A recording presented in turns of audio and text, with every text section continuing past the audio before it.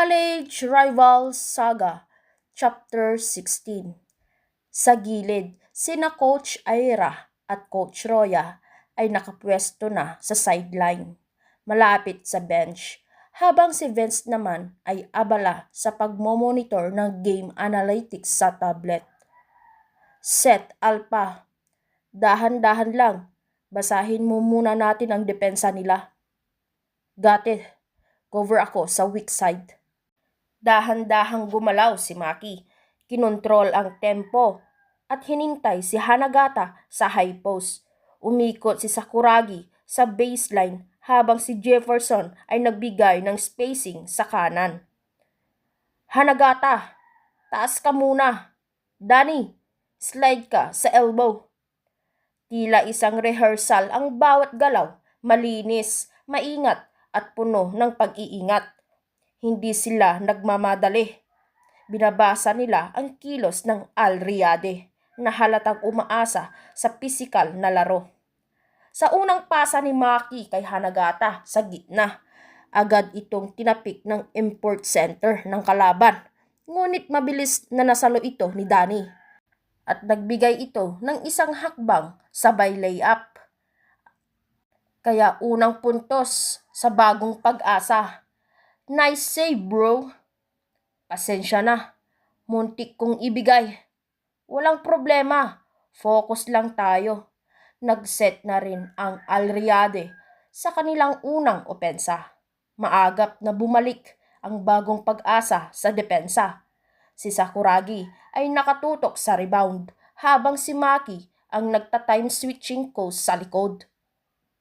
Screen left, Danny, bantay sa cutter. Pumwesto ang import shooting guard ng Alriade at tinanggap ang bola sa tuktok ng arko. Sinubukang i-drive pero sinalubong siya ni Danny. Naka-stay low si Danny. Walang unnecessary movement, puro basic stance at precise positioning. Sa sobrang linis ng depensa, napilitang mag-step back ang kalaban. Tumira ito ng long 2. Mintis, rebound ni Sakuragi. Sa akin to! Tumalbog ang bola sa sahig, ngunit mabilis na sinapu ito ni Sakuragi gamit ang dalawang kamay at agad itong ipinasa kay Maki. Break slow lang tayo, Hanagata. Trail ka. Jefferson, baseline cut. Sa sunod na opensiba, dumaan si Jefferson sa ilalim. Kumuha ng screen mula kay Danny. Sabay tanggap ng bola mula kay Maki. Isang mabilis na hesitation dribble lumuso sa pagitan ng dalawang defender sabay finger roll. Ang score ay 4-0. Tamang-tama, Jefferson. Keep attacking. Dahan-dahan ngunit may bagsik. Iyan ang ipinapakita ng Bagong Pag-asa sa unang 3 minuto ng laban. Hindi sila nagpapadala sa bilis. Wala ring force shots, maingat, disente, at epektibo ang bawat galaw. Sa kabilang banda, tila naguguluhan ang Alriade. Hindi nila inaasahang ganito, kaorganisado ang galaw ng isang bagong team. Sa ikatlong offensive set nila, muli silang tinabla ni Hanagata sa shaded area. Tumalon ito ng parang pader. Sabay tapal sa bola. Not in my house. Wika nga ni Hanagata. Tumalsik ang bola palabas ng court. Crowd cheer. Hindi masigabong hiyawan pero ramdam ang pagkagulat at pagkamangha ng mga nanonood. Sa inbound play, naagaw ni Danny ang bola at agad na ipinasa kay Maki. Walang fast break. Hindi sila nagmadali. Bumalik ulit sa kanilang pacing. Stay calm. Let them chase us. Sa pagkaikot ng bola, nauwi ito sa isang open mid-range shot ni Hanagata mula sa elbow. Ang score ay 6-0. Walang palakpakan, walang sigawan, tahimik lang ang bench ng Bagong Pag-asa pero puno ng respeto at disiplina ang bawat reaksyon nila. Walang yabang, walang gigil, lahat ay trabaho.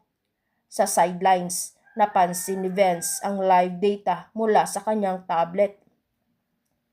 Ang effective field goal percentage natin ay nasa 68%. Okay ang decision making. Keep them on the rhythm.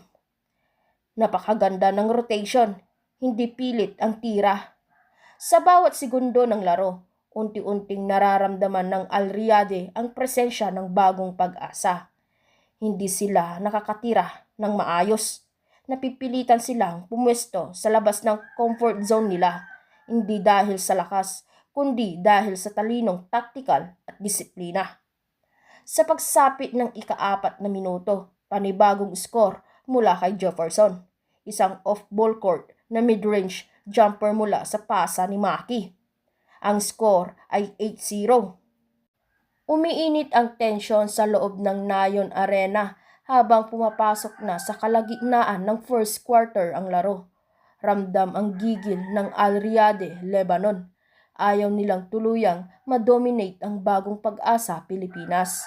Sa score na 8-0, sunod-sunod ang kanilang adjustments, switching defense, aggressive ball pressure, at full court trap sa inbound. Ngunit hindi natinag ang bagong pag-asa. Mahingat pa rin ang galaw ng bawat isa, tila kabisado ang bawat kilos ng isa't isa. Sa isang inbound play ng bagong pag-asa, biglang sumugab ang Al Riyadh guard kay Maki. Sabay trap sa half-court na corner si Maki sa gilid. "Jeff! Labas ka! Natrap ako!" Agad na bumaba si Jefferson para saluhin ang bola. Naagaw ito ng Al Riyadh shooting guard sa gitna ng trap, sabay fast break. Isang two-handed dunk mula sa kanilang import forward ang bumagsak sa katahimikan. Kaya naman nagsigawan ang mga manonood. Ang score ay 8-2. Okay lang yan. Huwag tayong madistract. Balik lang agad sa system.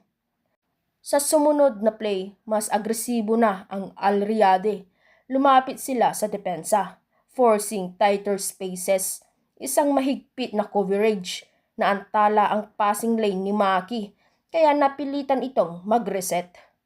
Gamitin natin yung second option ng play. Rotate tayo, wika nga ni Jefferson. Nag-rotate si Danny papuntang weak side corner. Tumanggap siya ng bola mula kay Hanagata. Sa isang mabilis na jab step at fake, naiwan niya ang bantay. Mid-range jumper mula sa kanan. At ayun, pasok. Ang score ay 10-2. Ngunit hindi basta sumusuko ang Al Riyadh. Sumagot agad sila ng isang 3-pointer mula sa kanilang stretch 4. Pasok din, kaya ang score ay 10-5. Communication. Hindi dapat naiiwan ang perimeter shooter. Muling umatake ang bagong pag-asa. Maingat ang bawat galaw pero dama ang pressure. Halatang nainis ang Al Riyadh na guluhin ang rhythm ng bagong kupunan. Subalit matibay ang foundation ng bagong pag-asa. "Pasok ako sa ilalim." Tinapik niya ang dibdib at humiling ng bola sa poste. Ibinaba niya ang balikat, umatake sa katawan ng defender at na-hook shot. Bola'y kumalog sa ring at yun, pumasok ang bola. Ang score ay 12-5. Nagpalitan ng baskets ang dalawang kupunan. Sumagot muli ang Al Riyadh sa loob. Isang floater mula sa kanilang point guard matapos maagawan si Sakuragi sa rebound sequence. Ang score ay 12-7 at lamang pa rin ang bagong pag-asa.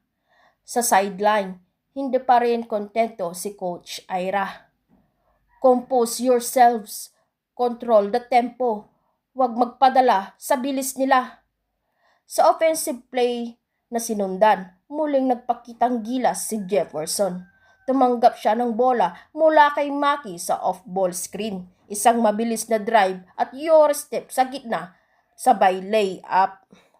At dito na nga nagtatapos ang ating kwento. Abangan na lang natin ang susunod na video na ating i-upload. Maraming salamat po.